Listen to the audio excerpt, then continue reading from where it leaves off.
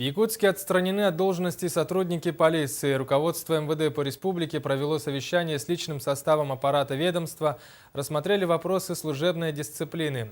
Так, приказом временно исполняющего обязанности министра внутренних дел по республике полковника Константина Неустроева, помимо других высокопоставленных офицеров полиции, фигурантов дела, на период служебной проверки отстранен от должности начальник столичной полиции полковник Николай Кульбертинов.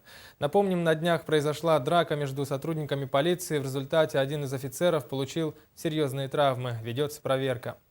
На период проведения служебной проверки, которая была инициирована после чрезвычайного происшествия с участием сотрудников полиции, временно исполняющим обязанности министра внутренних дел по республике Саха-Якутия полковником полиции Константином Неустроевым, временно отстранены от исполнения служебных обязанностей начальник управления, а также заместитель начальника полиции, начальник отдела уголовного розыска и его заместитель. Служебная проверка по факту нанесения телесных повреждений сотруднику полиции продолжается для выяснения всех причин и обстоятельств, а также участников конфликта.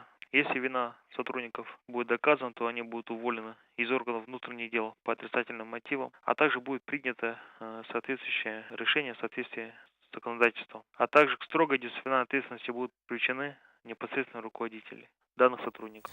Члены Общественного совета МВД по Якутску считают, что Николай Кульбертинов должен остаться на своем посту. Совет обратился с такой просьбой к министру МВД республики Владимиру Прокопенко.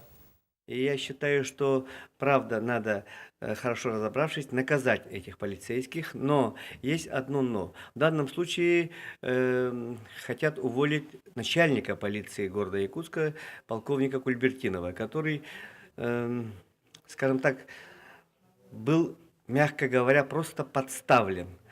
И мы не можем терять таких мощных кадров, которые, скажем, нашу полицию в нашем городе сейчас привели в очень хорошее состояние работы.